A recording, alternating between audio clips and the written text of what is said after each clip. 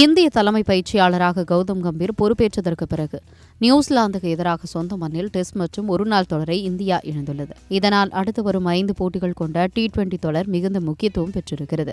ஒருவேளை இதிலும் இந்தியா தோல்வியை தழுவினார். 3 ஃபார்மெட்டிலும் நியூசிலாந்துக்கு எதிராக தோல்வியை தழுவிய அணி என்ற மோசமான சாதனை இந்தியா வசம் இருக்கும். இந்நிலையில் கம்பீருக்கு எதிராக வீரர்கள் மைதானத்தில் கோஷமிட்டு வீடியோ சமூக வலைதளங்களில் வைரலாகி வருகிறது.